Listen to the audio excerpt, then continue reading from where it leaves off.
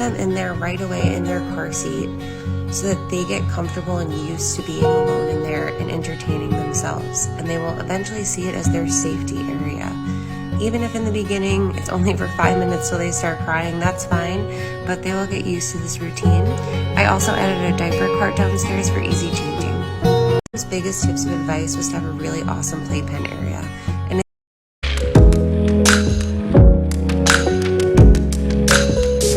they're pretty deep rear facing, so it can be tricky to fit in like smaller cars. It kind of reclines on itself. If you can imagine.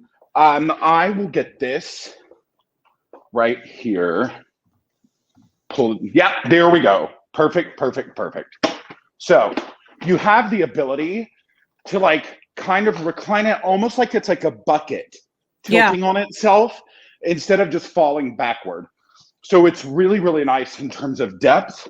And again, it does go up to 40 pounds rear facing. Now you'll see like it's got your infant inserts. It does all of it. On the sides here, you will notice you've got your rear-facing belt pads right here. When you install this rear-facing with latch or with seatbelt, you do not use both, okay? And it does have a 45-pound weight limit for latch installation. After that, you do need to use a seatbelt. When you're installing this, somebody online was like, it's so hard to do because you have to take the cup holders out and like take the fabric off. It's really not that deep. The cup holders pop right out. You need like a little stand right there. I know. I need like a podium. I need a podium. I should have done this. You can put it on your counter right there. I don't know if that will work, but that's no. You know what I'm gonna do? Hold on. Here. Oh, there you go. Perfect. Car seats on a bar stool. When you pop both of the cup holders out, you pull this fabric up to have access to your belt path. It's really not that hard. So I don't know what the concern was there, but like everyone is different. You do you.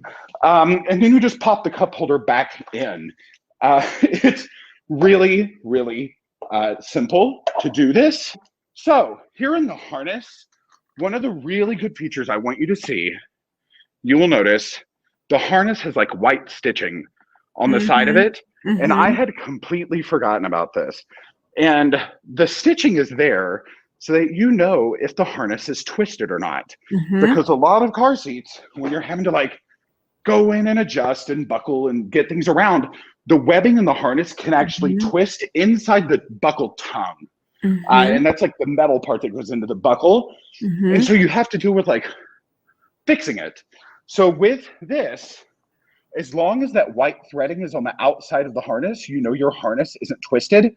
If the white threading is on the inside, your harness is twisted. People don't realize that that's going to be a problem that could really impact the safety of your seat and the way that it's, and so you really need to have those straps straight. So being able to just visually see it like that is brilliant. Yeah. It does have a no rethread harness. And just from me being a dork, a lot of no rethread harnesses are like a handle up here that you pull and they go up. I just find this very satisfying because it's different. It's got these two arrows right here, and then you are able to slide your harness up and down. So that's very, very fun. But you will notice right here, imagine you've got your kid rear facing, sun's in their face. You can't do anything really about it. You don't want to get a lot of like aftermarket accessories on your car seat. You don't want to get like the hard window shades for your car because they could come off and hit your kid in the face, and we do want to avoid that. This has a canopy built in. Let me pull the bar stool back. And that the whole sun issue is like a big issue. I know Baby Trend did a whole survey, and it was the number one complaint that parents, said that their kids complain about being in the car is the sun and having that sun in their child's eyes. Yeah. It's a mess. And so, rear facing, like, they do have a canopy on an infant seat. Most of the time you can pull it forward. When they're forward facing in a seat, you don't really have anything. And there are like aftermarket hoods you can buy and like strap down to your car seat, but it's very inconvenient. And you just don't want to do it. So So they have a hood integrated, and what's even better is the hood is height adjustable. I'll actually go up to so you can see it. There in the edge, that gray line, you can see all the different height positions of the canopy. And you can even use the canopy in booster mode if you wanted to, which is pretty awesome. So it goes up, and then you'll also notice it's almost like little individual visors. Yeah. So what this does, imagine this is like you're forward facing behind the passenger seat. The sun is coming in from the right side of the car. Nothing's fine. Everything's fine over here. Maybe there's a sibling. They want to see the kid.